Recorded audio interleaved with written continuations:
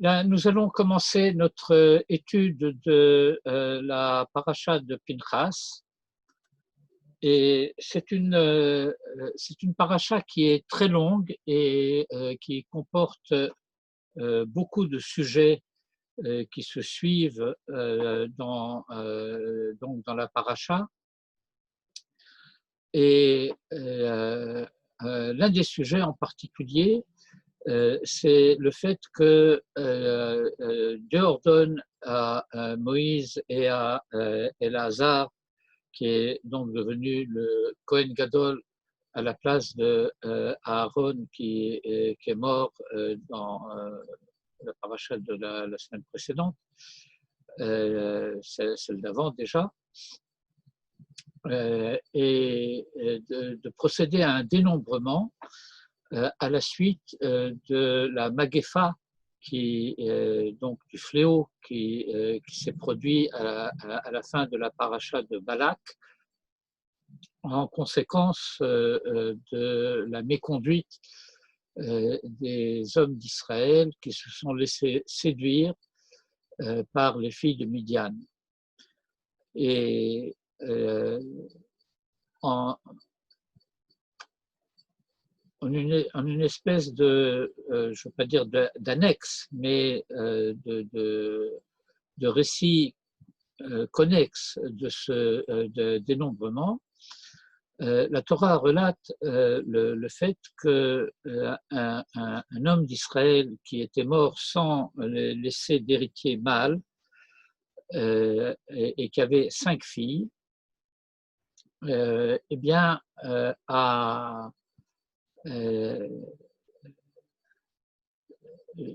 n'aurait pas dû donc avoir part au partage de la terre d'Israël après l'entrée d'Israël sur sa terre et le partage d'Israël entre les tribus, les familles dans les tribus, les maisons paternelles au sein des familles. Et la Torah relate que ces 5 filles sont venues trouver Moïse et Éléazar et ont plaidé leur cause en demandant à avoir, elles, part à l'héritage de leur père,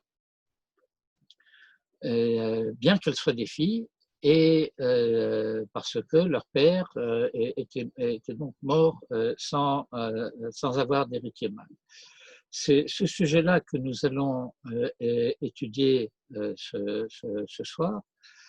Nous allons passer dans un instant en mode partage d'écran pour lire, et nous lirons un passage relativement, quelques versets, mais relativement long, donc qui relate tout cet épisode. Et nous porterons notre attention plus particulièrement sur l'un des versets avec le commentaire de Rashi, et nous approfondirons ce commentaire de Rashi avec le commentaire du Glilé Zahav, qui est l'un de nos commentaires de prédilection, si je puis dire, d'une manière générale, et en particulier pour toutes les études concernant le livre de Bamidbar, qui est un livre particulièrement approprié à la réflexion concernant l'époque actuelle et les tribulations d'Israël à l'époque actuelle dans ses efforts pour hériter de sa propre terre. Et je passe donc en mode partage d'écran.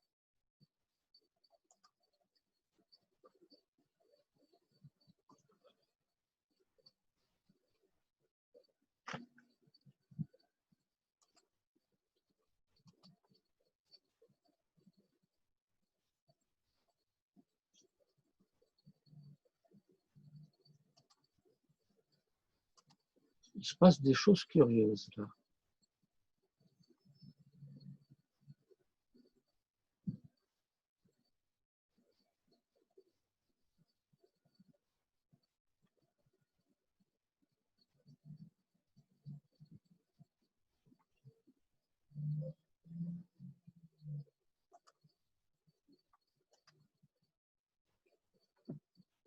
Mishuma, il ne veut pas me montrer le fichier que je veux partager. Excusez-moi.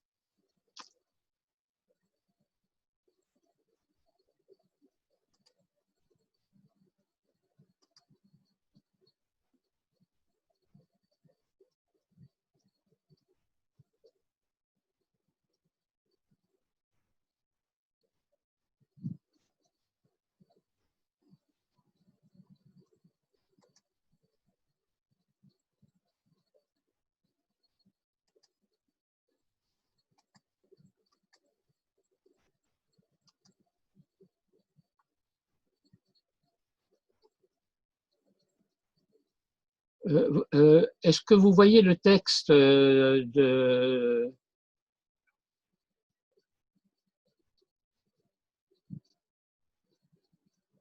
Attendez, si vous êtes tous muets, je ne peux pas entendre ce que vous dites si vous dites quelque chose.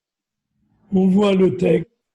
On voit très bien le texte. Vous voyez le texte. Bon, très bien. Les micros étaient fermés, donc vous ne pouviez pas nous entendre. Oui, ben j'ai bien compris, mais moi, je voulais être rassuré quant au fait que on vous voit voyez très bien le texte. J'ai eu un peu des problèmes à le, curieusement, à le montrer.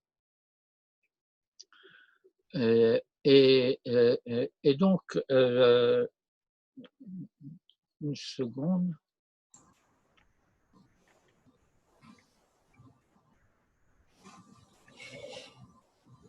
Bon, ben je vois que je n'ai pas marqué ici le chapitre. Alors, on va corriger ça tout de suite. Ensuite. Qu'est-ce qui se passe? Voilà.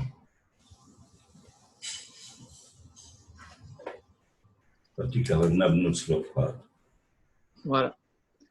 Donc, c'est le début du chapitre 27. Vatikravna belot Solofrad ben Chefer ben Gilad ben Machir ben Benaché le Mishpachat Menaché ben Yosef. Et donc, on donne une longue étymologie, pas étymologie, généalogie. Et donc, s'approchèrent les filles de Tselophrad, fils de Chefer, fils de Gilad, fils de Machir, fils de Menaché, de la famille de Menaché, fils de Joseph, le Mishpachot Menaché ben Yosef, Ve'ele Shemot benotav, et voici les noms de ses filles, Mahla Noa, Vechogla ou Milka Vetirza, donc Mahla Noa, Chogla, Milka et Tirza. Vata'amodna lifne Moshe velifne Elazar à Kohen, et elles se tinrent devant Moïse et devant Elazar le Kohen, sous-entendu le Kohen Gadol, velifne hanesiim vechol haeda, et en présence des nesiim, c'est-à-dire des princes, des chefs des tribus, vechol haeda et de toute l'assemblée. L'assemblée au sens restreint du terme désigne le Sanhédrin, les anciens du peuple. Petach Ohel Moed, à la porte de la tente d'assignation, les morts, pour dire. Ce les morts est un petit peu curieux, ce n'est pas ça que nous allons étudier plus particulièrement, mais on nous a dit jusqu'à présent qu'elle s'était approchée, qu'elle se tenait, etc., mais on ne nous a pas dit qu'elle parlait. Cela aurait dû être quelque chose comme Batadaberna les morts. Mais toujours est-il que c'est comme ça que le texte se présente. Toute cette entrée en matière, c'était afin d'en arriver à cette plaidoirie, les morts. Avinu met bamidbar. Notre père est mort dans le désert. Vehu lo haya betor ha'eda, et lui ne faisait pas partie de l'assemblée, hanoadim al Hashem ba'adat korach, qui se sont révolté contre Dieu dans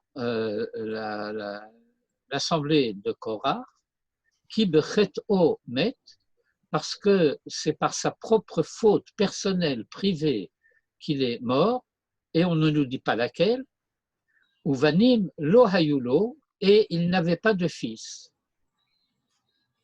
Lama yigara shem avinu mitoch mishparto. Pourquoi le nom de notre père serait-il retranché de sa famille, qui en loben, sous prétexte qu'il n'a pas de fils, et donc, tenalanu achouza, betoch ache avenu, donne-nous une propriété, achouza, c'est-à-dire notre part du partage de la terre d'Israël, betoch ache avenu, parmi les frères de notre père. Vayakrev Moshe et Mishpatan lifne Hashem, et Moïse porte leur cas, leur dossier, devant Hachem. Moïse semble ne pas avoir de réponse immédiate. Il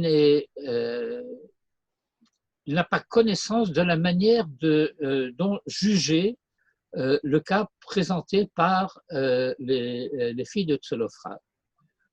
Toujours est-il que le simple fait qu'il estime nécessaire de porter le dossier, si j'ose dire, devant Hachem, indique qu'il ne va pas de soi qu'elles n'ont pas raison dans ce qu'elles disent.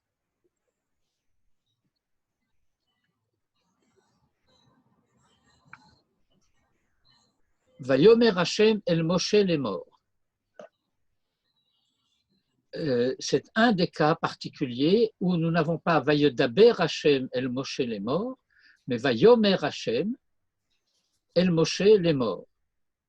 Et Hachem a dit à Moïse de dire Ken benot tselophrad dovrot. Ken en hébreu contemporain, comme vous le savez tous, se traduit par oui. Mais Ken, plutôt que tout simplement, si l'on ose dire tout simplement, s'agissant d'un mot aussi noble que oui, Ken, cela signifie exact, juste, conforme. Vous avez un autre terme de la même racine, nachon. Ken benot pselophrad dovrot. Ce que l'on pourrait traduire en appliquant la méthode de traduction de M. Neher Zichrono Livracha, elles ont raison, les filles de Tselophrad, dans ce qu'elles disent. Elles parlent juste. Naton titen lahem achuzat nachala betoch ache avihem. Tu leur donneras une part d'héritage parmi les frères de leur père,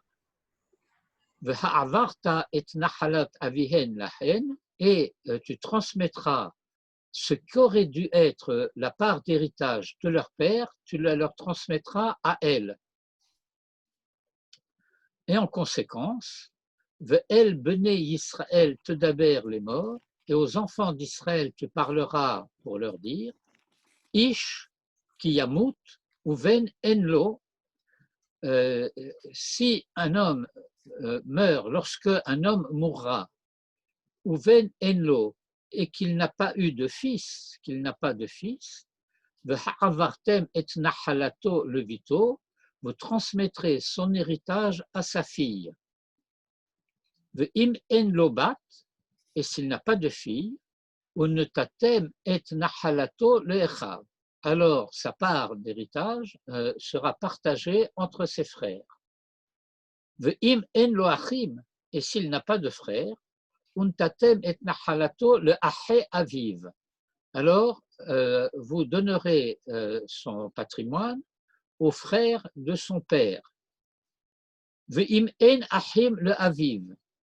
Et si le père du défunt en question n'a pas de frères, untatem et nachalato lish'ero hakarov elav, alors vous donnerez sa part d'héritage à son plus proche parent, l'Ishéhéro, Hakarov Elav Mimishparto, Veyarashota, et c'est lui qui en héritera, Vehayeta Livne Yisraël, et ce sera pour les enfants d'Israël le Hukat Mishkat, comme principe juridique, Kacher Tziva Hachem et Moshe, ainsi que l'a ordonné Hachem à Moïse. Autrement dit, à la faveur de cette réclamation des filles de Tselophrad d'avoir droit à une part d'héritage parmi les frères de leur père à la place du fils que leur père n'a pas eu, donne lieu à des précisions que la Torah apporte concernant les lois de préséance dans l'héritage lorsque le défunt n'a pas eu de fils. Et donc, s'il n'a pas eu de fils, l'héritage va à sa fille, et sous-entendu, s'il y a plusieurs filles, elles se partagent entre elles l'héritage. Et s'il n'y a pas de filles, alors ce sont les frères du défunt qui se partagent donc son héritage. S'il n'a pas de frères, ce sont ses oncles, les frères de son père.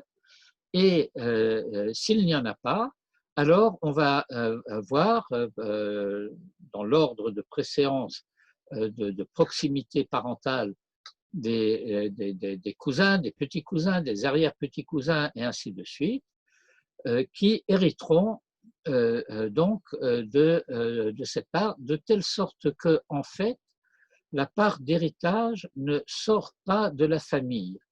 Il n'y aurait pas le cas, si vous voulez, en quelque sorte de dire, eh bien, si quelqu'un meurt et qu'il n'a pas d'héritier direct, alors l'État va accaparer son héritage.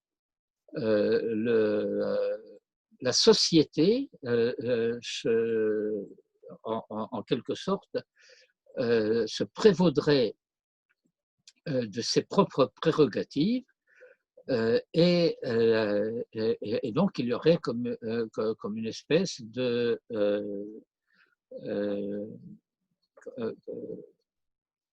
d'adjudication de l'héritage à l'État. Eh bien non, ce n'est pas le cas. Certains commentaires soulèvent le cas de dire peut-être on aurait pu croire qu'à ce moment-là, cette part d'héritage serait en quelque sorte revendue et le produit de la vente serait partagé en tzedaka. Ce serait une manière de faire la charité en quelque sorte. Eh bien, d'une manière générale, bien qu'il y a des cas où il y a des charités d'ordre collectif, en principe, la tzedaka et toutes les règles et lois qui s'y rapportent continuent de relever des obligations personnelles. C'est volontairement que je n'ai pas dit privé, bien que cela revienne du point de vue juridique en droit privé, mais c'est le fait de dire il faut faire très très attention de ne pas substituer le problème social au problème moral. La tzedaka n'est pas un problème social, c'est un problème moral. C'est un problème de solidarité, non pas sociale, mais de solidarité du point de vue du principe de moralité qu'implique la fraternité. Et il ne faut pas que les instances étatiques, que les institutions par ailleurs anonymes de la cité prennent le pas sur les obligations personnelles des uns vis-à-vis des autres. Eh bien, nous allons reprendre ici le premier verset de notre passage en remarquant la circonvolution de langage concernant la présentation de la généalogie de ces filles de Tselophrad. Plus haut, au moment du dénombrement, ces détails de ce qu'on appelle en franc-breu la mishpachalogie, les détails de la famille de ce Tselophrad ben Khéfer ont déjà été donnés. Et en quelque sorte, ils sont repris ici et on a à se demander et pourquoi. Et donc, il lui suffit de dire Benot Tselophrad ben Khéfer, le Mishpachot Menaché ben Yosef. On donne tout le détail, ben Khéfer, ben Gilad, ben Machir, ben Menaché. Et comme si on ne savait pas que ce Menaché-là, c'est Menaché qui est l'un des fils de Joseph. Et que l'on répète, le Mishpachot, donc aux familles, au pluriel, aux familles de Menaché, fils de Joseph. Parce que chacune de ces générations, Khéfer, Gilad, Machir, eh bien, il a d'autres enfants que ce Tselophrad. Il y a donc ici toute une branche avec tous ces rameaux familiaux. Et on a à se poser la question de savoir et pourquoi avons-nous besoin ici en particulier de tous ces renseignements de la généalogie. Et puis le texte continue, Vatikravna benot Tselophrad, et si déjà tu veux dire leur nom, eh bien, tu as déjà dit que ce sont ses filles, alors tu pourrais te contenter de dire et voici leur nom, Ve'ele Shemotam. Mais le texte reprend Ve'ele Shemot Benotav. Et on donne les noms. Machla, Noach, Hogla, Milka, Vetirza. C'est là-dessus que nous allons prendre d'abord le commentaire de Rashi, qui va centrer son commentaire sur cette précision qui a été donnée ici, le Mishpachot Menaché ben Yosef. Et donc, Dibura Matril, le Mishpachot Menaché ben Yosef. Et Rashi pose la question, Lama Nehemar, pourquoi est-ce dit V'halo kvar Nehemar ben Menaché, n'a-t-on pas déjà dit fils de Menaché? Et si c'est fils de Menaché, on sait qu'il appartient aux familles de ce Menaché qui était Ben Yosef. Qu'est-ce qu'on veut nous apprendre, chemin faisant en quelque sorte ici, pour nous donner toutes ces précisions supplémentaires? Et là, l'Omar lecha. Mais voilà, c'est pour te dire. Yosef chibev et haaretz. Joseph chérissait la terre, sous-entendu, bien entendu, d'Israël. Comment le savons-nous? Eh bien, c'est qu'au moment où il prend congé de ses frères à la fin du livre de la Genèse, où il fait son testament en quelque sorte, où il transmet à ses frères son testament, eh bien, ce qu'il a à leur dire, c'est « V'ha'alitem et atzmotai » et vous ferez monter mes ossements, le vegomer qui signifie etc., c'est avec vous, lorsque vous quitterez l'Égypte et que vous rentrerez à la maison, eh bien vous prendrez mes ossements avec vous. Signe de l'amour de Joseph pour la terre d'Israël. Uvenotav chibevu et haaretz, et ses filles ont chérissaient la terre, chez Nehemar, tenalanu achouza, puisqu'il est dit, donne-nous une part de propriété.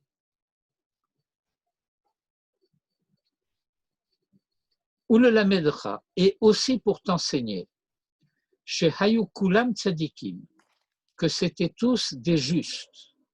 Qui tous? Eh bien, toute cette généalogie qui a été donnée ici, Ben Khéfer, Ben Gilad, Ben Machir, Ben Menaché, le Mishpachot Menaché, Ben Yosef.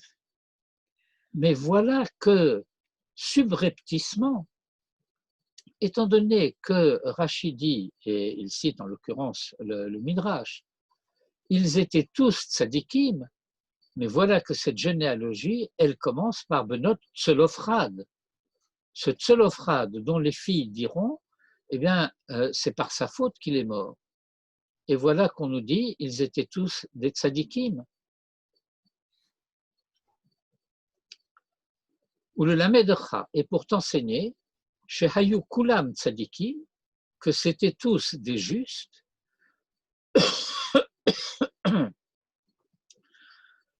Et voilà le principe que Rashi va expliciter ici.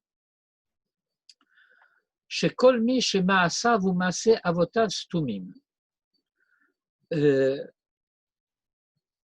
Dans tous les cas où nous avons une énumération d'une généalogie de gens dont nous ne connaissons pas les faits et gestes. Chez Maasa, vous maaseh avotav stumim. Stumim, ça veut dire inconnu. Bien sûr, ils ont vécu, ils ont agi. La Torah ne nous dit rien à ce sujet. Et puis voilà que la Torah nous révèle quelque chose, des détails de conduite, de comportement. Feret lecha hakatuv, la Torah a donné le détail de Echad Mehem concernant l'un d'entre eux, le Yahasso le Shevar, et pour donner sa généalogie en louange, Harezet Tzadik ben Tzadik. Alors tu sais qu'il s'agit d'un juste fils de juste. De quoi s'agit-il dans le détail ici? Eh bien, voilà qu'on nous rapporte quelque chose au sujet des filles de Tselophrad. Et la plaidoirie des filles de Tselophrad est entendue, leur argument est reconnu vrai. C'est pas qu'elles ont raison, c'est pas qu'elles ont pu convaincre de la justesse de leur cause, c'est que leur cause est juste a priori. Et c'est grâce à elles que ce principe a été connu. Et donc voilà le cas de quelqu'un dont on va donner une généalogie détaillée, en même temps qu'on nous révèle certains faits les concernant, et que, étant donné que cette généalogie est donnée ici, cela nous apprend, cela nous enseigne que tous ceux qui ont été cités, énumérés dans cette généalogie sont des tzadikim.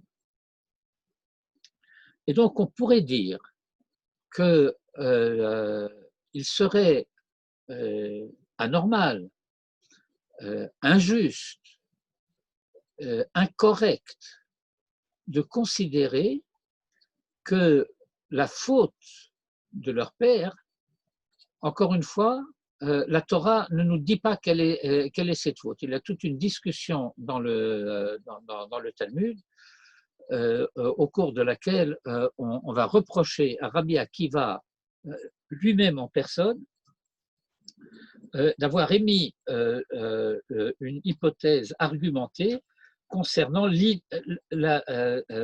l'identité et donc la faute de celui dont la Torah n'a pas révélé qui c'était qui avait fait cette faute. Donc nous avons deux récits dans la Torah. Le récit de la faute de quelqu'un qui n'a pas été identifié, et donc la faute est restée anonyme, et le récit des filles de quelqu'un qui disent « Notre père, eh bien, il ne faisait pas partie de la bande à Korach, il est mort dans le désert, mais c'est par sa faute propre qu'il est mort, et on ne nous dit pas laquelle. » Et voilà que nous sommes amenés à devoir comprendre qu'en tout état de cause, cette faute ne sera pas de nature à lui faire perdre ses prérogatives existantes a priori de sa part en Eretz Israël.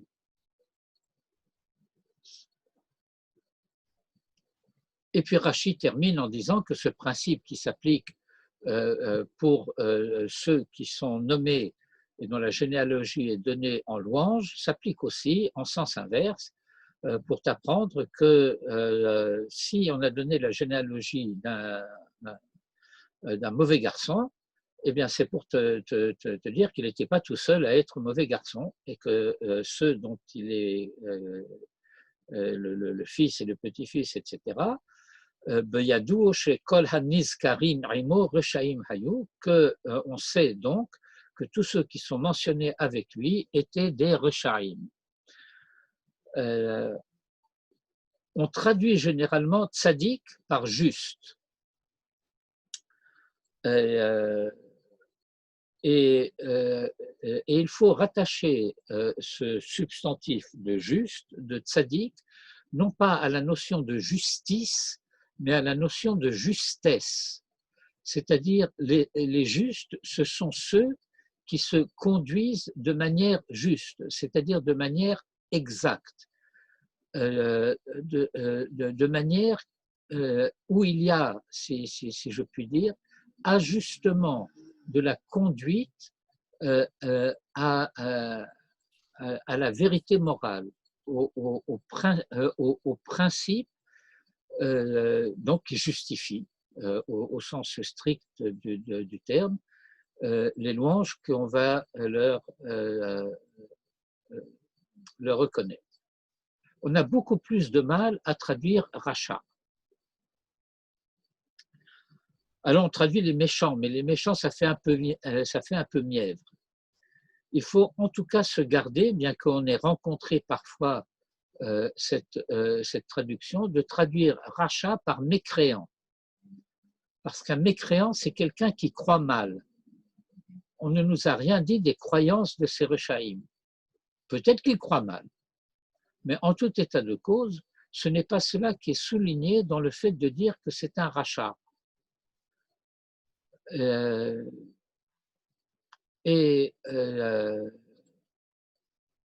voudrais rappeler un enseignement des Pirkei Avot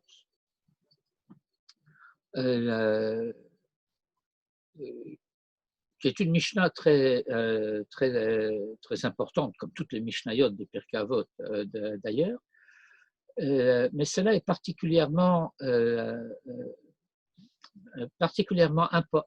importante à cause de ce qu'elle nous enseigne. La Mishnah nous dit la chose suivante. Je ne traduirai pas exactement pour ne pas rentrer dans des problèmes qui ne sont pas pertinents pour notre sujet, et donc la traduction n'est pas exactement exacte, mais suffisante pour notre propos. La Mishnah dit la chose suivante. Achek mishachen ra ve'al titraber la racha. Achek mishachen ra, tiens-toi éloigné d'un voisin ra, on va traduire par mauvais, ve'al titraber la racha, et n'entretiens pas des relations sociales, chavruta, chibour, chevra, al titraber, ne te lie pas avec un rachat. Et donc nous avons ici deux cas de figure, quelqu'un qui est un rachat et quelqu'un qui est un shachenra,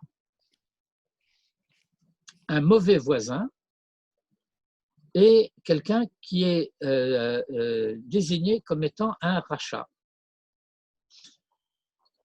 Si le rachat était quelqu'un comme on imaginerait qu'il l'est, est-ce que nous aurions besoin d'une Mishnah des Pirkei Avot pour nous dire fais attention, c'est pas quelqu'un de fréquentable. Est-ce qu'on a besoin d'une Mishnah pour nous dire al titraber la racha? Je voudrais m'assurer que la question que je pose est suffisamment claire. Vous pouvez enlever votre comment on dit le fait de rendre vos microphones muets si vous voulez me répondre, parce que si le microphone est muet, je ne peux pas entendre ce que vous auriez éventuellement à dire. Mais c'est important pour moi de savoir si ma remarque est entendue. eh ben, le silence pascalien, là, vous connaissez la phrase de Pascal? Le silence éternel de ces espaces infinis m'effraie. Non, on a l'impression qu'il s'agit bien de deux actions différentes. Bien sûr qu'il s'agit de deux actions différentes, mais la question que je pose, c'est est-ce que nous avons besoin d'une Mishnah des Pirkei Avot pour nous dire de ne pas nous lier avec un rachat? Si le rachat, c'est ce qu'on pense. Je vais essayer de faire comprendre que, en fait, nous ne savons pas vraiment ce que c'est qu'un rachat. Mais si le rachat, c'est un méchant, c'est tout ce qu'on peut imaginer mettre derrière ce rachat, comme le rachat de la Gada de Pessah. Rachat, Kofer, c'est quoi? C'est le renégat, c'est l'athée, c'est l'hérétique, que sais-je encore de toutes les idées qui peuvent nous passer par la tête à ce sujet. Je n'ai pas besoin d'une Mishnah pour me dire c'est quelqu'un d'infréquentable.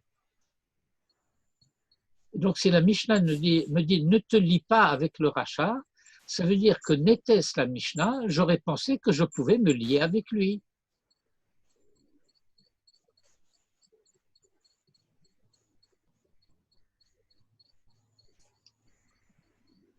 Tov, bah, écoutez, je vais imaginer que vous êtes d'accord avec mon étonnement. Les commentateurs nous expliquent la chose suivante. Achek mishachen ra. Ils n'ont pas dit mais Adam ra. Ça veut dire que ce personnage, ce n'est pas en tant qu'homme qu'il est mauvais, c'est en tant que voisin qu'il est mauvais. C'est un mauvais voisin. Mais on nous dit Tov la shabaim vera la beriot. Tov la shabaim, je transcris, c'est un type religieux. C'est un type qui pratique la Torah et les mitzvot. Enfin, les mitzvot dans sa relation à Dieu. Mais en tant que voisin, c'est un mauvais voisin. Il ne paye pas le Vardabaï, il salit la cage d'escalier, il fait du bruit, enfin, tout ce que vous pouvez imaginer derrière cette notion d'un mauvais voisin. C'est peut-être un monsieur très charitable par ailleurs, il fait peut-être toutes sortes de choses tout à fait louables, etc. Mais rare la beriote, il se comporte mal avec les gens. Il n'y a pas de considération pour les gens.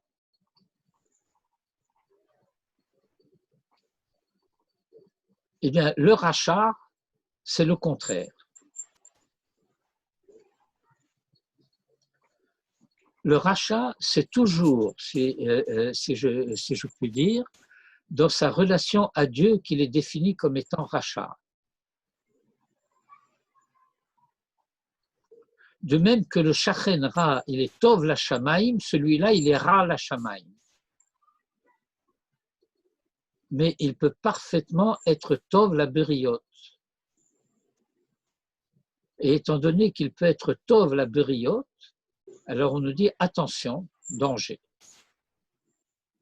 Et qu'est-ce que ça veut dire altitraber? Ça ne veut pas dire ne l'invite pas à venir prendre le café chez toi. Ça veut dire ne t'associe pas avec lui en affaires.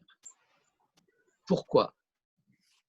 Eh bien parce que dans sa définition, si j'ose dire, en tant que rachat, cela nous enseigne qu'il ne partage pas les mêmes conceptions que toi concernant les principes de la conduite morale.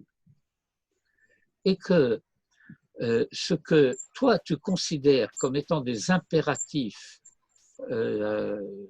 dans la manière de gérer une entreprise et dans la manière de partager des bénéfices, etc., eh bien, il n'est pas du tout évident que ses conceptions à lui soient les mêmes. Et vous allez vous fâcher. Parce que vous ne partagez pas les mêmes principes concernant la conduite morale. Je tenais à préciser une fois de plus cette notion,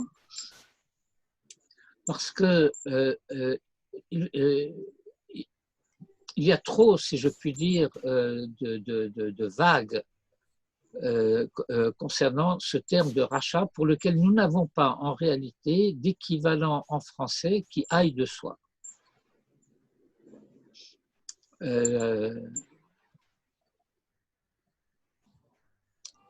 Je me souviens, et ça remonte à très loin, parce que c'était à l'époque où j'étais en terminale à l'école Yavne, et que notre professeur de philo était un certain Manitou. Et il nous avait donné la définition suivante concernant le tzaddik et le rachat. Il dit, le tzaddik, c'est celui par qui vient la beracha, la bénédiction.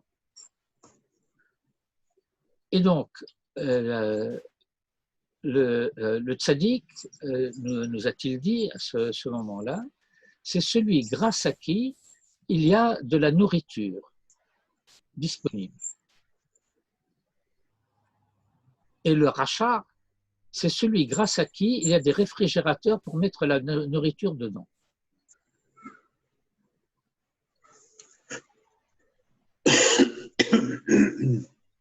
C'est-à-dire, c'est quelqu'un qui ne se préoccupe pas du tout de questions spirituelles, morales, etc. Mais il s'occupe effectivement, et il peut s'occuper même très bien, de l'aménagement de la vie terrestre, de l'aménagement des conditions d'existence. Mais cela peut s'accompagner de toutes sortes de comportements répréhensibles par ailleurs.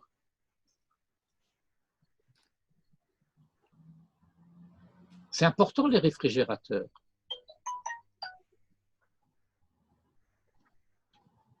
Cela permet de conserver la bénédiction obtenue grâce au tzadikim.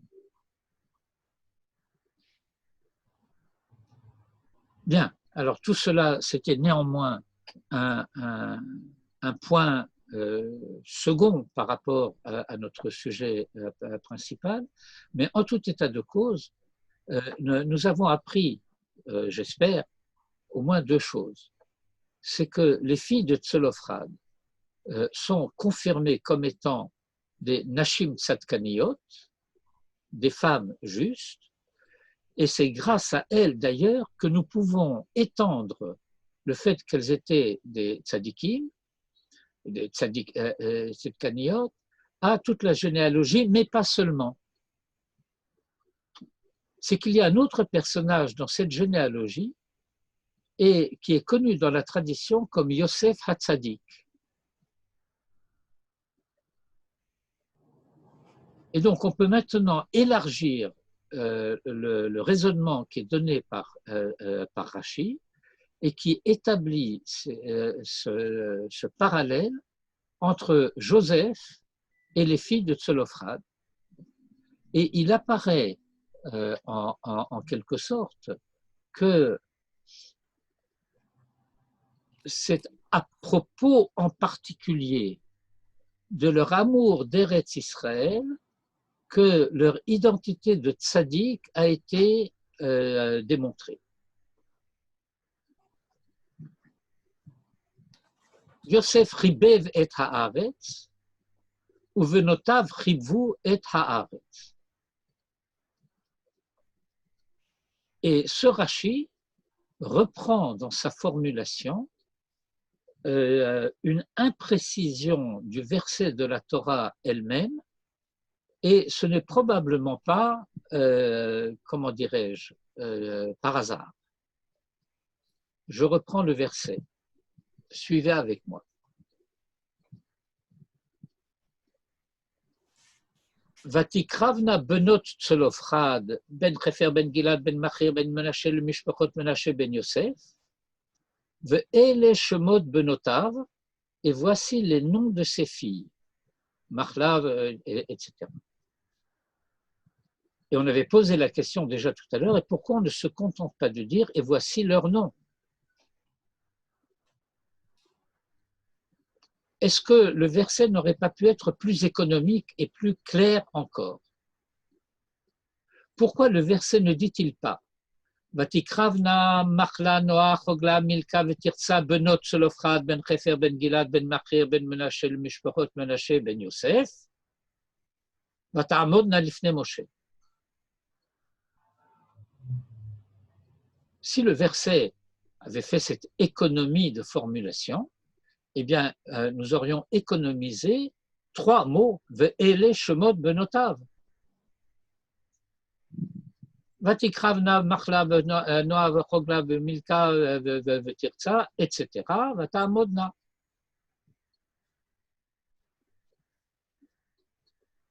Et cela indique, de manière en tout cas allusive, que tout se passe comme si, lorsque la Torah dit Ve'ele Shemot Benotav, ce Benotav ne se rapporterait pas tout simplement à Benot Tselofrad, mais au dernier nommé. Et que c'est la raison pour laquelle, après avoir dit Ben Machir, Ben Menashe, on reprend le Mishpechot Menashe Ben Yosef, Ve'ele Shemot Benotav, sous-entendu en quelque sorte chez Yosef. Et nous savons que Machla, Noah, Hogla, Milka et Tirtsa ne sont pas les filles de Joseph, puisqu'elles sont les filles de Tselofrad. Mais cela, dans le raccourci de Ben Yosef Ve'ele Shemot Benotav, permettrait donc de comprendre de manière directe cette note de Rashi, Yosef ribev et haaretz, ou venotav shel Yosef ribu et haaretz. Venotav, comme c'est dit là-haut, que c'est en tant qu'elles ont l'amour de la terre qu'elles sont appelables, si j'ose dire, filles de Joseph. Filles de Joseph, non pas de manière directe, mais au sens de quelqu'un qui partage quelque chose dans cette filiation particulière d'être relié à Yosef Hatzadik.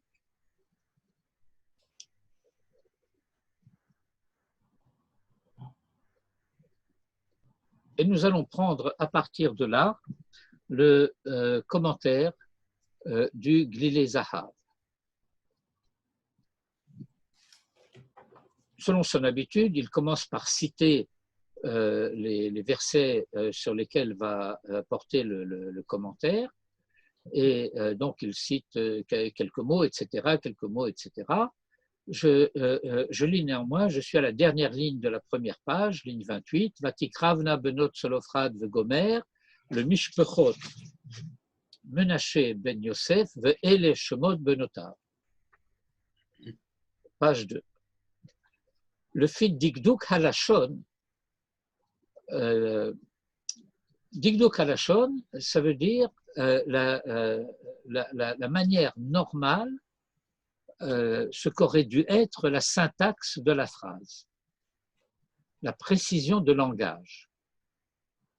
Et donc, selon la précision de langage, Hayalo Lirtov, le texte aurait dû porter Ve'ele Shemotam, et voici leur nom. Venirez, et il semble, qui Ve'ele, il manque ici le mot Shemot, que j'aurais pu rajouter, mais j'ai été paresseux.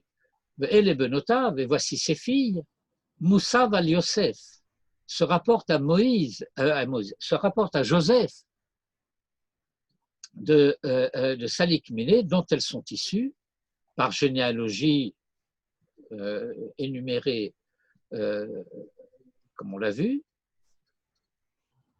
Le Hodia, pour nous enseigner, pour nous faire savoir, qui benot Tselophrad, que les filles de Tselophrad, Hayou benotav shel Yosef, étaient les filles de Joseph, que Iluhen benotav mamash, que non seulement elles appartiennent à cette lignée, mais comme si elles étaient ses filles vraiment. En quoi Yosef ribev et haaretz, vehem ribevu et haaretz, Joseph chérissait la terre et elles ont chéri la terre. Et il renvoie à un commentaire de Or HaChaim qui est très long et que je pensais dans un premier temps citer ici et je me suis ravisé par la suite. Et le commentaire reprend juste par la suite avec la confirmation divine apportée aux arguments des filles de Tselophrad. Ken benot Tselophrad dovrot vegomer. V'ha'avartem et nachalato levito. V'haïta livnei Israël le hukat mishpat vegomer. Tout ce paragraphe par lequel se termine tout ce passage des filles de Tselophrad et qui est un passage de code civil, enfin, ça concerne une partie du Yoredea ou du Choshen Mishpat concernant l'héritage et la manière de répartir l'héritage, etc. Et voilà que dans la Torah, là, on va interrompre quelques instants ce partage-là pour en prendre un autre.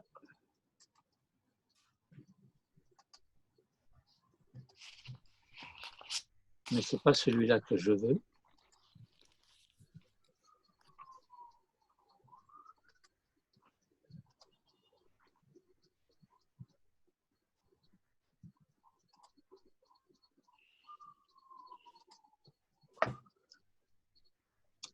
Bon, je suis obligé de reposer la question. Quel écran vous voyez maintenant? L'écran de la Torah. Bamidbar, Perek Kavzaïn. Ken, Aleph. Et Perek Ken, Perek Kavzaïn. Et le Perek Vatikravna Kavzaïn. Benot Tselophrad, etc. Ouais, ouais. Et donc, la fin de ce paragraphe que nous avons lu tout à l'heure, Ve'imen achim la'aviv, et s'il n'y a pas de frère au père, untatem et nachalato lish'ero hakarovelav, et vous donnerez son patrimoine à son plus proche parent, mimishparto, de sa famille, ve'yarashota, et il en héritera, ve'haïta livnei Israël le hukat mishpat, et ce sera pour les enfants d'Israël un principe juridique, qu'Asher tziva Hashem et Moshe, ainsi que Hashem l'a ordonné à Moïse. Et paragraphe suivant, Yomer Hashem el Moshe, et Hashem a dit à Moïse, allez el har ha'avarim hazeh, monte sur cette montagne, sur ce mont ha'avarim, ure'e et ha'aretz, et vois la terre, Asher natati livnei Israël, que j'ai donné aux enfants d'Israël, V'raïta ota, et tu la verras, venez et safta el amecha, gam ata, et tu seras adjoint à ton peuple, toi aussi, kasher ne'esaf Aaron achicha, comme a été adjoint à Aaron ton frère. Autrement dit, tu montes sur la montagne, c'est qui est le Har Nevo, et tu y mourras. Et donc, je reviens une fois de plus à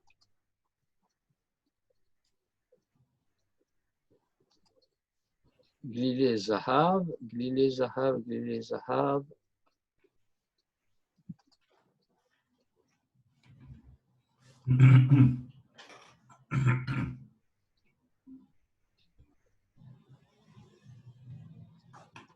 C'est le bon texte que vous avez?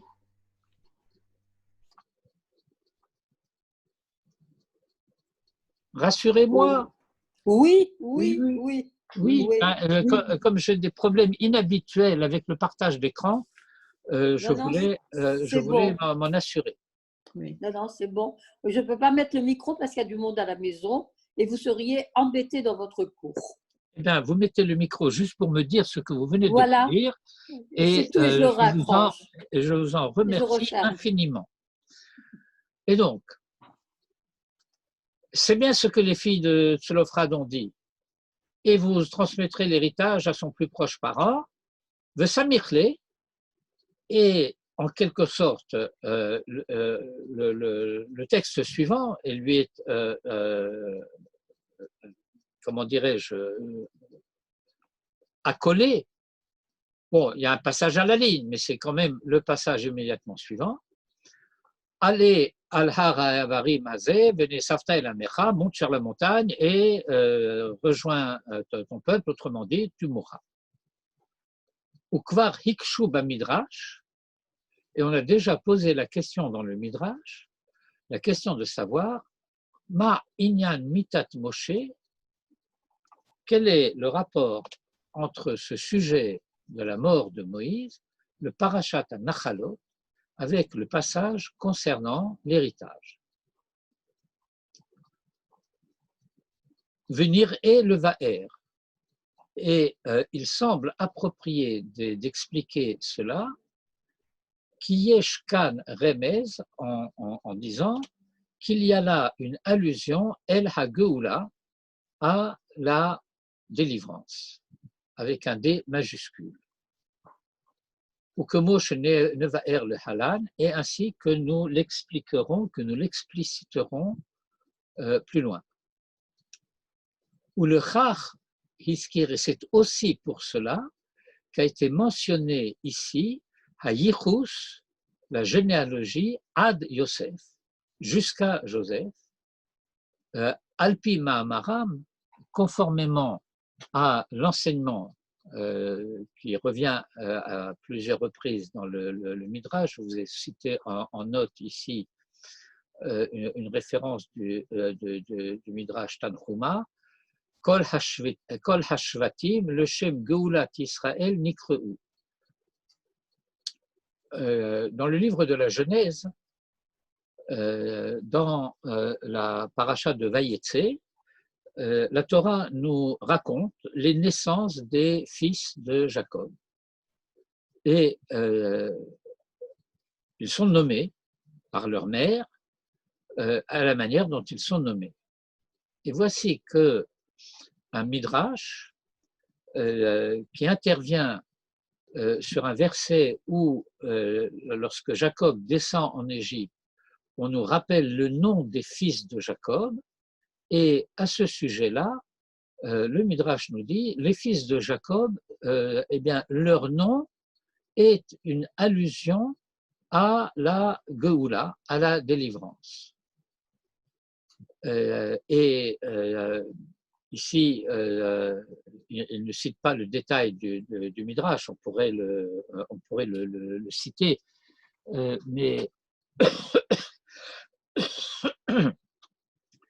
ce serait d'ailleurs encore une étude pour elle-même, et le Midrash va nous donner toutes sortes d'allusions où apparaît une référence au nom de l'une des tribus d'Israël en relation avec une des manières dont la Torah, la Bible d'une manière générale, va indiquer l'intervention de Dieu en faveur d'Israël au moment de la délivrance. Par exemple, Reuven, dans la Genèse, on dit Reuven, et voyez un fils. Et ici, ce Reuven, donc avec la racine voir qui est indiquée dans le nom, eh bien on va citer à son sujet le verset qui apparaît dans la vision du buisson ardent, où Dieu dit à Moïse, Ra'o ra'iti et oni ami asher b'Mitzrayim, voici j'ai vu la misère de mon peuple qui est en Égypte. Et donc je vais intervenir pour le délivrer. Ad Yosef, jusqu'à Joseph, dans la généalogie qui nous est donnée ici, Al-Shem, à propos d'un verset qui dit Yosif Hashem Shenit Yado Liknot et Sha'ar Amo, que Hachem étendra une deuxième fois sa main pour racheter le reste de son peuple. She'ar, comme She'erit, comme les rescapés de son peuple. Vehine me voir, et voici qu'il est donc montré de Shem Yosef, que le nom Joseph, Yosef, al-Hageoula ha'acharona hunikra, et désigne la délivrance ultime. De Mikra Zé, parce que ce verset, le verset que nous venons de lire, Yosif Hashem Shenit Yado Liknot et Sha'aramo, que Dieu étendra sa main une deuxième fois pour racheter le reste de son peuple, de Mikra Zé, ce verset, où Yehoud ala Geoula ha'acharona, il est un peu difficile de traduire ici Yehoud, mais Yehoud signifie à la fois témoignage et finalité. Que cela témoigne simultanément de la finalité de la délivrance ultime, chez Afilo lo yihu Yisraël reuyim la bisrut atzmam, à savoir que même si Israël n'en était pas digne par son mérite propre, Yosif Hashem Shenit Yado, décidément j'ai un problème ici avec les Nun Sophie et les Vav, Yosif Hashem Shenit Yado, Liknot Sha'aramo, eh bien Dieu étendra une deuxième fois sa main pour acheter le reste de son peuple. Vehiskir Kan Shem Yosef, et la raison pour laquelle c'est le nom de Joseph qui est mentionné à ce sujet, l'Omar Lecha, c'est pour te dire, chez Yosef Hatzadik, que Joseph le juste, Hu Shehiniach Yesod Ze, c'est à lui que l'on doit l'établissement de ce principe.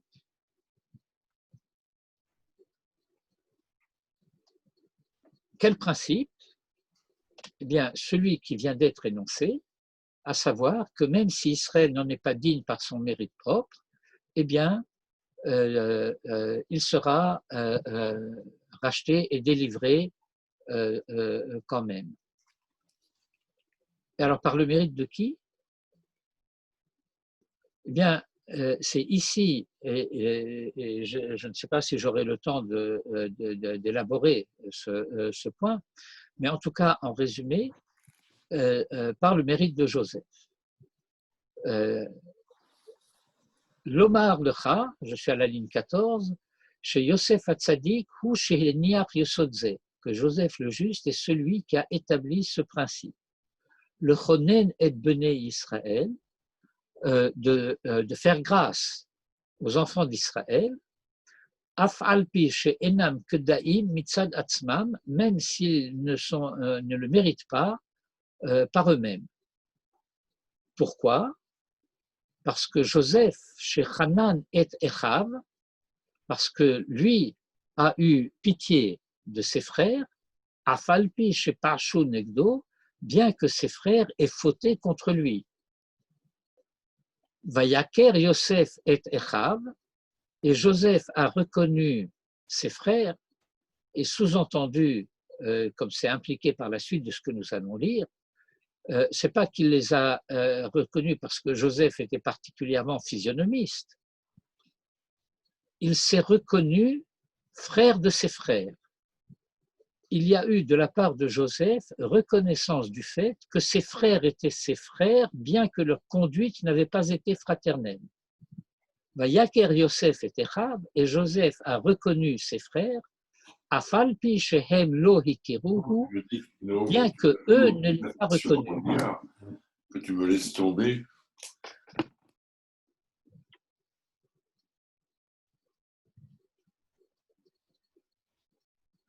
Uve otamida, et dans la même mesure, Yerachem Hashem al Bnei Israël, Dieu aura miséricorde des enfants d'Israël, Yosif Shenit Yado Ligolotab, et il étendra une deuxième fois sa main pour les délivrer, Afalpi Shehem Lo Hikiruhu, bien que eux ne le reconnaissent pas. Ze Inyan HaMidrash, et c'est cela que le Midrash, un autre Midrash, mentionne à propos de la traversée de la mer Rouge. Ne perdez pas le fil. Le fil, c'est de comprendre que il y a toute une question qui nous est posée, de notre temps en particulier. Nous avons des prétentions, nous avons des revendications, mais est-ce qu'elles sont justifiées? Eh bien, voilà la réponse du Midrash. Et cette réponse du Midrash a déjà été donnée à cette question eh bien, il y a presque 2000 ans. Et par la Torah, il y a 3500 ans. Voilà à quel Midrash le Gilei Zahav fait allusion ici. Nous avons un verset que nous disons dans le Hallel. Hayam ra'a vayanos, hayarden isov lachor. La mer a vu et elle a fui. La mer a vu et elle a fui. Ce « elle a fui » fait allusion à l'ouverture de la mer. Si la mer a fui, eh bien, ça veut dire qu'elle s'est retirée de là où elle était et elle a laissé donc le passage à pied sec aux enfants d'Israël partant d'Égypte. Hayam ra'a vayanos. Qu'est-ce qu'elle a vu pour fuir? Et le Midrash nous dit tranquillement, eh bien, elle a vu le sarcophage de Joseph. Arono shel Yosef ra'a. En effet, nous avons un enseignement du Midrash également qui nous dit que pendant la marche au désert, eh bien, il y avait deux arches qui cheminaient côte à côte en tête du peuple, l'arche de l'Alliance et le sarcophage de Joseph. Ils sont tous les deux appelés Aaron en hébreu. Et Arono shel Yosef ra'a, la mère a vu le cercueil de Joseph et ça l'a fait fuir. Par rapport à quoi cela est-il dit? Klapé Amaram, c'est le fait que lorsque Dieu a demandé à la mer de s'ouvrir, alors l'ange tutélaire de la mer a refusé. Pourquoi? Eh bien, l'ange de la mer a dit, pourquoi est-ce que je devrais modifier ma nature et me retirer devant cette bande? Cette fois-ci, c'est vraiment des mécréants. Sar sheliam kitreg alehem she'avdu avodazara. Ce sont des idolâtres. Ils ne reconnaissent pas, ô Seigneur, ta volonté, ta divinité. Ils se prosternent à des idoles. Alors pourquoi faudrait-il leur faire des miracles? Et non seulement la mer refuse de s'ouvrir, mais Nitmala Hemma, il s'est empli de colère, le Hadbiab, pour les noyer. Et nature obéissante, docile. Aval mikevan shera'a arono shel Yosef, mais dès lors qu'elle a vu le sarcophage de Joseph, Yosef Hatzadik, Nas, elle a fui la mer. Nikra lahem, et la mer s'est ouverte. Pour eux, bizechut midato, par le mérite de la vertu de Joseph, le rachem à avoir miséricorde, af chez Pashun Negdo, bien qu'il a eu miséricorde à l'égard de ceux qui avaient fauté contre lui, Kamo, comme nous l'avons vu. Je vous présente maintenant des excuses, parce que des circonstances que j'aurais peut-être pu organiser autrement, mais je n'ai pas réussi, ont fait que je n'ai pas eu le temps de recopier le texte du Gilei Zahav au-delà de ce point. et que nous allons donc devoir à nouveau faire un va-et-vient de partage d'écran en espérant que je vais retrouver cette fois, une fois de plus, le passage que je veux voir avec vous. Et alors, voilà.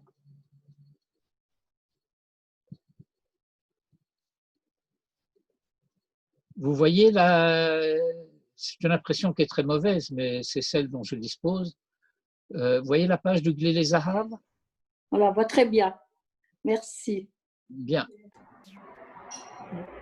Et donc, nous allons lire ce paragraphe-ci.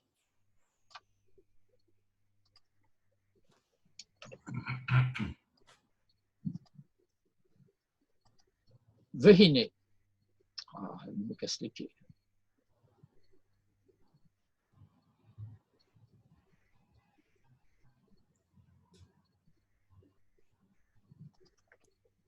Vous pouvez cliquer sur la main en haut au milieu et ça devrait... Enfin, la flèche plutôt, la souris. La flèche. Ouais, à côté, à gauche de la main, en haut, au milieu. Ah, vous voulez dire ici? Ouais, Ah, ça ne fait pas grand-chose. alors la main, voilà. Voilà. Vehine. Yesh l'achkor ha'ta'am. Et il semble changer de sujet. Il faut élucider la raison pour laquelle chez En Bat Yoreshet Bemakom Ben, pourquoi la fille n'hérite pas s'il y a un fils. Il dit, bon, il y aurait une réponse simple à cette question, c'est parce qu'il écrit comme ça dans la Torah. Afalpish Exerat Akatuv Hu. Ces initiales ici, Shin, Gimel, Zain, He, Bet, c'est Gezerat Hakatuv. C'est une décision de la Torah. C'est écrit comme ça dans la Torah. Mektoub, enfin, Oukaz.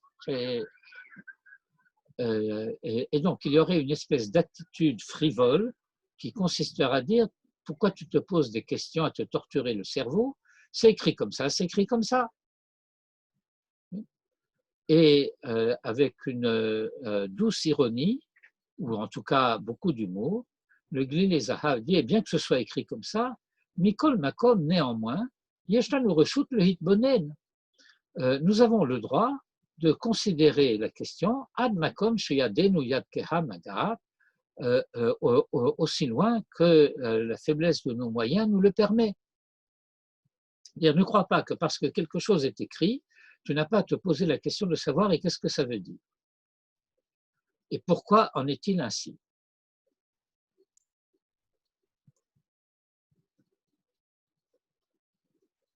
Venomar. Et voilà ce que nous pouvons dire. La finalité de la vie humaine, c'est de justifier a posteriori d'avoir été créé, de justifier par sa conduite et par ses actes cette création originairement gratuite. Ma vie, eh bien, elle a comme objet de confirmer au bon Dieu qu'il a bien fait de me faire vivre.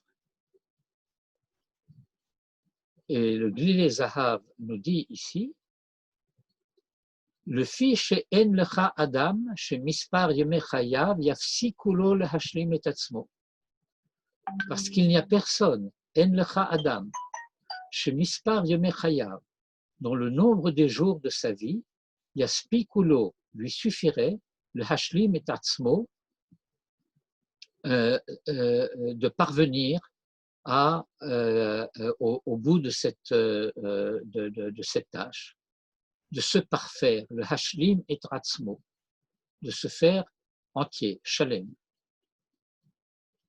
Et étant donné que individuellement nous ne pouvons pas y parvenir, eh bien, en lecha adam shemispar yemei chayav yaspikulo lehashlim et atzmo, il ne peut pas y suffire par lui-même. Bilti al-yedé toldotav yotse yerecho, si ce n'est grâce à sa descendance, à ceux qui sont issus de lui. Qu'Abraham, selon un principe extrêmement important, je pense que les uns et les autres, et même les unes et les autres, vous connaissez le principe de Zchut Avot, du fait que, par exemple, nous en avons eu une illustration ci-dessus, le fait que le mérite des patriarches, le mérite des ancêtres, le mérite de Joseph s'étend à leur descendance. Eh bien, corollairement à ce principe en soi important, il y en a un autre qui est Ben Mezake Av, qu'il est au pouvoir du fils de justifier le père. Et quand on dit le fils, ça peut être le petit-fils ou l'arrière-petit-fils, et quand on dit le père, ça peut être l'arrière-grand-père. Autrement dit, pour chacun d'entre nous, au point de son existence où il se trouve, il est l'aboutissement d'un certain nombre de lignées qui se sont croisées, entrecroisées et qui ont fini par aboutir à son père, à sa mère, à lui. Et chacun d'entre nous, au point où il se trouve, est donc responsable de toutes les lignées qui l'ont précédé.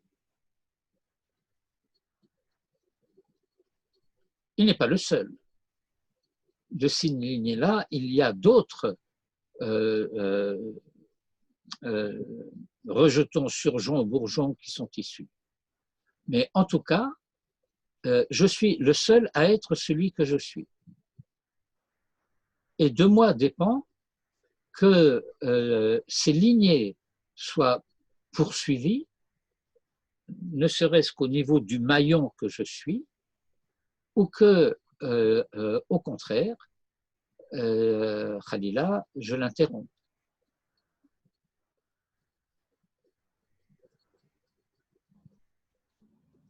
Umi Gadol mais Abraham, et qui donc est grand comme Abraham, pour illustrer ce principe de Ben Mezake Av, Abraham, ce géant parmi les géants, Ish Hagadol Ba'anakim, l'homme grand parmi les géants.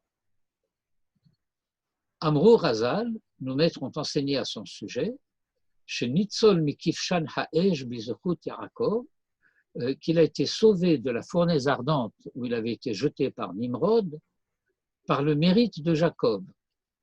Yaakov Asher Pada et Avraham, c'est un verset qui est cité par le Talmud à la page 19 du traité de Sanhedrin. V'chen Noach, et de même Noé, Afalpi Torah Haïda Shehayat Sadik Tamim, bien que la Torah ait témoigné à son sujet que c'était un juste intègre, Amrou, et on a enseigné aussi dans le traité de Sanhedrin, la référence n'est pas donnée ici, chez Nitzol Biskut Toldotav, qu'il a été sauvé par le mérite de sa descendance.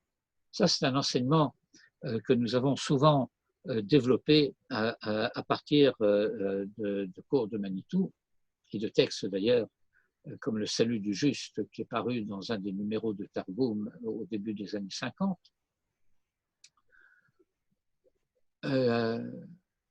Uba Vourken et au nom de ce principe, en théorie, on pourrait émettre l'hypothèse que la logique voudrait, hadin noten, ici din, ça ne veut pas dire la justice, ça veut dire la logique. Il serait logique de considérer chez Ben Racha lo yiraj benirse aviv, qu'un fils Racha ne partage pas l'héritage des biens de son père. Ukvar katavnu b'ma'amaram, et nous avons déjà eu l'occasion de développer un enseignement classique, Al tikri banecha ela bonecha, ne lis pas tes fils mais tes bâtisseurs, l'analogie phonétique entre banim,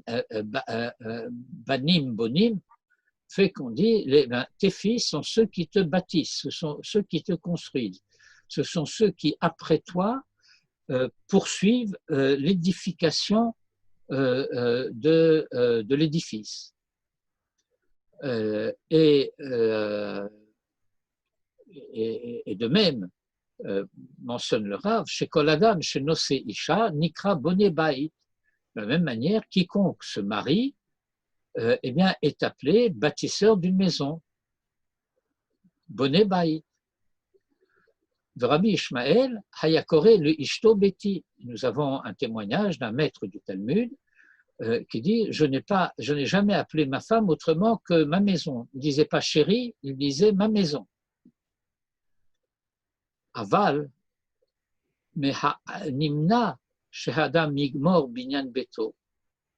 Mais il est impossible que quelqu'un achève la construction de sa maison. Et là, a lieu des toldotav, si ce n'est par ses descendants, shehem mashlimim habinyan, qui eux achèvent l'édifice. Vezé, et c'est cela qui est impliqué par cet aphorisme, Altikra banecha, ne dis pas tes fils, et là, n'appelle fils que ceux, et là, le ele shehem bonecha, que ceux qui poursuivent la construction de l'édifice.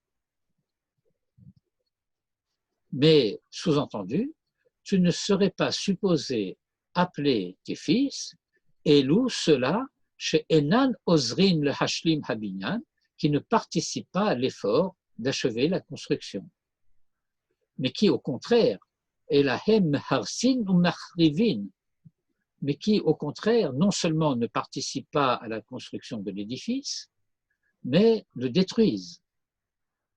Gam Mashekvar Banouy Veromed, ce qui déjà a été construit, Maharsin ou Machrivin. Ils le démolissent et le détruisent. Ça, c'est l'hypothèse de la logique. C'est ainsi que certains pensent qu'on devrait penser. Et là, chez Chazal Amrou, mais voilà que nos maîtres ont enseigné, Al tehere ba'avure arsanta mi bara bisha le bara tava, ne sois pas de ceux qui veulent transférer l'héritage d'un fils mauvais à un bon fils. Ne te rends pas complice ou coupable de ce méfait, de déshériter quelqu'un qui serait considéré comme mauvais au profit de quelqu'un qui serait considéré comme gentil. Dilma yafouk mine zar'a ma'alia, parce que peut-être que de celui-là dont tu crois que c'est un mauvais, peut-être que de lui sera issue une descendance noble, Zara Ma'aliya, en vertu du principe Ben Mezake Av. Umita Mze. Et c'est la raison pour laquelle Amra Torah chez Enbat Yoreshet. Et c'est la raison pour laquelle, a priori, la fille ne devrait pas hériter. Pourquoi? Shehi Bireshut Barala. Je ne peux pas empêcher le téléphone de sonner. Eh bien, parce que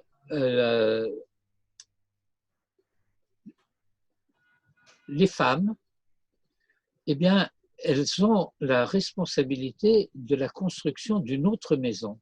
Elles participent à la construction de la maison de leur mari.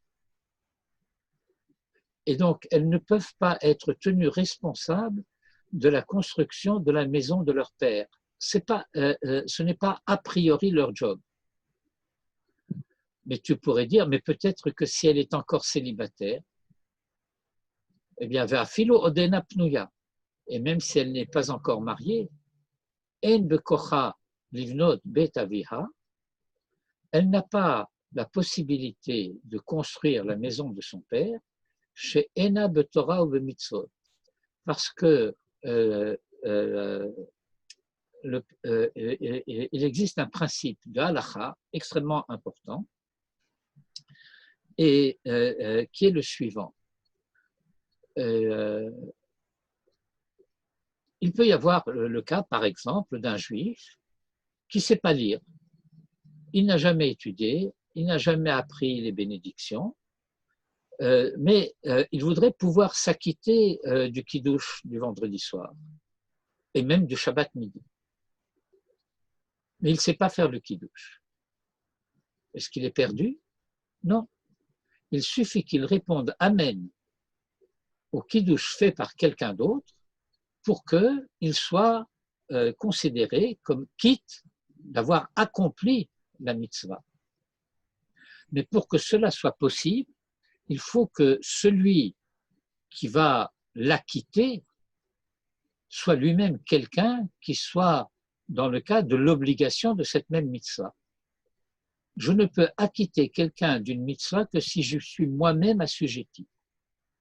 C'est la raison pour laquelle, par exemple, un homme peut être acquitté de la mitzvah du kiddush par une femme parce que la femme a elle aussi la mitzvah du kiddush. Mais a priori, nous dirons, il ne peut pas être acquitté par un enfant de 7 ans, même si cet enfant de 7 ans sait parfaitement lire et peut réciter le kiddush. Mais l'enfant n'est pas assujetti à la mitzvah.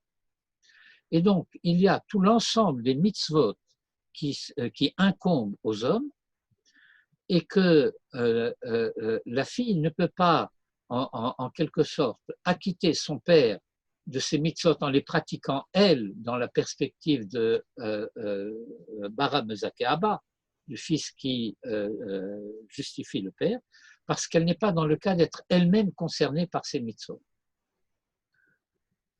Ou le fichach haya safek, et c'est la raison pour laquelle il y avait un doute de savoir, b'makom she'en ben, là où il n'y a pas de fils, ou là yoter nachon, il serait peut-être plus juste, mieux, le chalek nirse hamet mitzdaka, de répartir les biens du mort à la charité.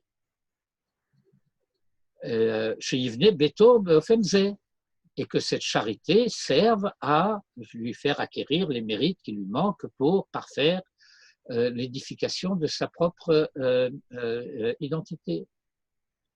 Ou Ba'a Hatshuva, et voici que la réponse est tombée, catégorique, Ken Benot Tselofrad Dovrot. Elles ont raison, les filles de Tselofrad. Chez Makom, chez En Ben, Yoreshet Habat, que là où il n'y a pas de fils, eh bien néanmoins, c'est la fille qui hérite. Dans le paragraphe suivant, le Rav va faire une synthèse de cet enseignement et de l'enseignement précédent, en citant un certain nombre de versets qui donnent la direction et l'orientation de la chose. Et il va en particulier répondre à la question qui a été posée, et que vient faire la mort de Moïse ici? Eh bien, parmi les raisons qui nous sont données pour expliquer pourquoi Moïse n'est pas rentré sur la terre d'Israël, eh bien, la principale des réponses, et ne croyez pas que cela contredit ce qui est écrit dans la Torah, dans les versets que nous n'avons pas lus dans la suite du passage que nous avons cité tout à l'heure, eh bien, c'est le fait que si Moïse était entré en Eretz Israël, alors c'est lui qui aurait construit le temple, et le temple aurait été indestructible.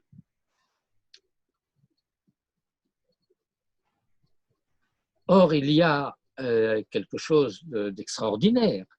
Eh bien, peut-être que si le temple avait été indestructible, alors l'entrée de Moïse en Eretz Israël aurait signifié également la Géoula ultime. Et puis voilà que donc nous aurions ici l'exemple du fait que malgré les démérites, eh bien, le mérite de Moïse aurait fait que, etc. Mais voilà que ce que le Talmud dit à ce sujet est assez différent. dit, si le temple avait été indestructible, alors au jour de colère, la colère n'aurait pas pu s'abattre sur les pierres et les bois et aurait risqué de s'abattre sur les hommes. Le fait que le temple puisse être détruit a fait que le temple est détruit, mais il sera reconstruit. Et en attendant, Israël est sauvé.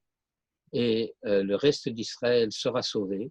Et Dieu étendra à nouveau sa main pour sauver les rescapés d'Israël.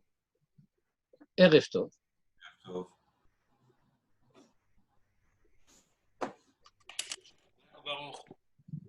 ערב טוב. תודה רבה. Bevakasha. On peut commencer à dire Shabbat Shalom. On est déjà dans la deuxième moitié qui va vers Shabbat. Jusqu'à hier, on était dans la première moitié qui vient de Shabbat. Puisque, comme vous le savez, il y a une perspective dans laquelle ce qui est à la fin est au milieu, et donc le Shabbat est au milieu de la semaine.